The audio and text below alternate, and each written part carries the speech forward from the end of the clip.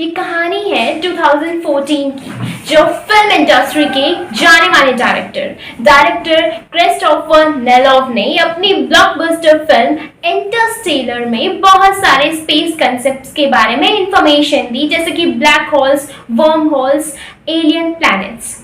इस फिल्म का जो सबसे डेंजरस इवेंट था, जब क्लाइमेक्स पे जो मेन कैरेक्टर थे कॉपर, वो ब्लैक होल में गिर जाते हैं, जिस ब्लैक होल का नाम गैरगेंचुआ होता है।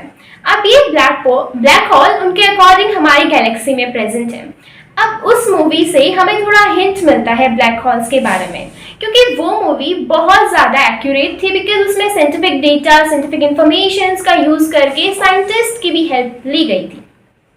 आज से करीब 100 साल पहले की बात करें तो हमें ब्लैक होल टर्म के बारे में कोई आइडिया, कोई इंफॉर्मेशन नहीं थी। ब्लैक होल इवन 1964 में पहली बार एक मैगजीन में, एक आर्टिकल में ये टर्म यूज किया गया था। एंड उसके बाद से 1967 में एक पर्सन थे, जॉन विलियर, जिसने इस टर्म को पॉपुलराइज किया। तो आज हमें इस टर्म के बारे में थोड़ी बहुत इंफॉर्मेशन है। बहुत सारे लोगों को इस टर्म के बारे में थोड़ा मिसकंसेप्शन है, जैसे ब्लैक होल टर्म सुनते ही हमारे माइंड में एक ब्लैक सा होल आता है, जस्ट कि वो सब चीज़ों को अपने अराउंड अट्रैक्ट करता है, जस्ट उससे लाइट एस्केप आउट नहीं हो सकती। यस, ये बिल्कुल राइट है। And even in reality black holes exist करते हैं।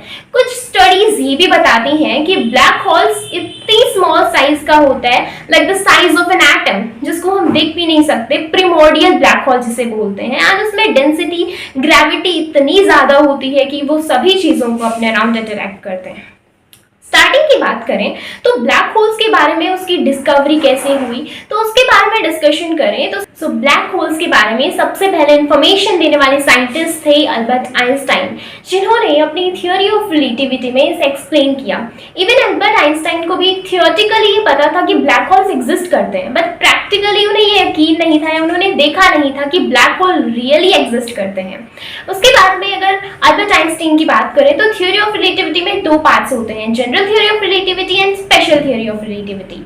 जनरल थ्योरी ऑफ रिलेटिविटी में हमें ग्रेविटी से रिलेटेड इंफॉर्मेशन मिलती है कि ग्रेविटी से भी टाइम डायलेशन हो सकता है। टाइम डायलेशन का मतलब है जैसे टाइम ट्रैवलिंग के कंसेप्ट आजकल चल रहे हैं, मीन्स बहुत ज्यादा ग्रेविटी अगर इंक्रीज कर दी जाए तो उस वजह से टाइम बहुत ज्यादा स्लो हो जाता है।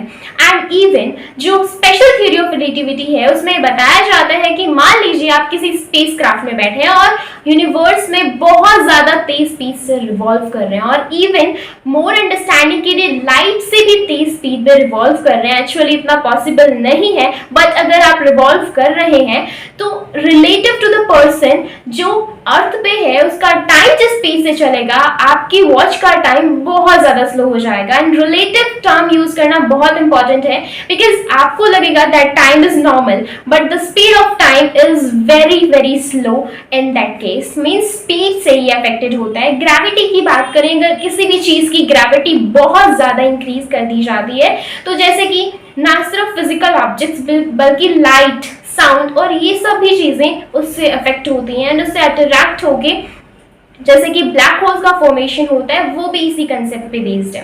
अब ब्लैक होल्स के फॉर्मेशन की बात करें तो वो स्टार्स से फॉर्म होते हैं। अब स्टार्स के अंदर बहुत सारी लाइफ की स्टेजेस होती हैं, जैसे कि हमारा सन है, वो भी एक स्टार है। एंड सन की बात करें तो इसकी एज अप्रॉक्स हमारी 10 बिलियन है। एंड सन एक साइंटिस्ट थे सुब्रमण्यम चंद्रशेखर, उन्होंने एक लिमिट दी थी, चंद्रशेखर लिमिट, जिसके अकॉर्डिंग कोई भी स्टार व्हाइट ड्वार्फ तभी बनता है जब मैक्सिमम उसकी जो लिमिट होती है मास की, that is 1.4 times the mass of सन।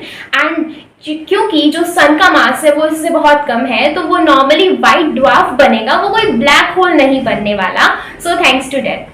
उसके अलावा ब्लैक होल्स की फॉर्मेशन की बात करें तो जैसे स्टार्स हैं, मतलब स्टार्स में दो टाइप के उसकी लाइफ में फोर्सेस एक्ट करते हैं। उसके अंदर फ्यूल प्रेजेंट होता है, हाइड्रोजन एंड हीलियम एंड बाकी सब गैसेस की फॉर्म में। अब वो फ्यूल आपस में रिएक्शंस होती है, न्यूक्लियर रिएक्शंस, जिसकी वजह से इंटरनल फोर्स बाहर की तरफ लगता है एंड बाहर से ग्रेविटी वाला फोर्स लग रहा है। अब gravitational force and nuclear force एक दूसरे को इक्विलिब्रियम मेंटेन करके रखता है और इसीलिए स्टार की लाइफ चलती है। अब मान लीजिए जो फ्यूल स्टार के अंदर प्रेजेंट है, that is hydrogen and helium, अगर वो एग्जॉस्ट कर जाता है तो अंदर वाला force is not there. That's why जो ग्रेविटी वाला फोर्स है वो डोमिनेट करेगा एंड जो स्टार्स है वो बहुत ज़्यादा डेंस हो जाएंगे, उनकी साइज बहुत छोटी हो जाएगी, जिस वजह से वो एक ब्लैक होल की फॉर्म ले सकते हैं। अब कोई भी स्टार है उसके अंदर सबसे पहले सुपर नेबुला की फॉर्मेशन होती है, देन फिर वो ब्लैक होल की तरफ जाता है। इसमें बहुत सारी लाइफ स्टेजेस आती हैं। अब जो ब्लैक होल्स होते हैं उसमें भी बहुत सारे टाइप्स हैं, जैसे स्टीलर ब्लैक होल है या फिर प्रिमोडियल ब्लैक होल है जो मैंने आपको वीडियो की स्टार्टिंग में बताया था, जो कि एटम का साइज का हो जाता है। बहुत सारे ब्लैक होल्स हैं। इवन हमारी मिल्की वे गैलेक्सी में भी एक super massive black hole present है एंड ब्लैक होल्स पूरे यूनिवर्स में इसी तरीके से डिस्ट्रीब्यूटेड हैं। सो आई होप आज की इस वीडियो से आपको ब्लैक होल्स के बारे में सारी इंफॉर्मेशन मिल गई होगी। Thanks for watching this video.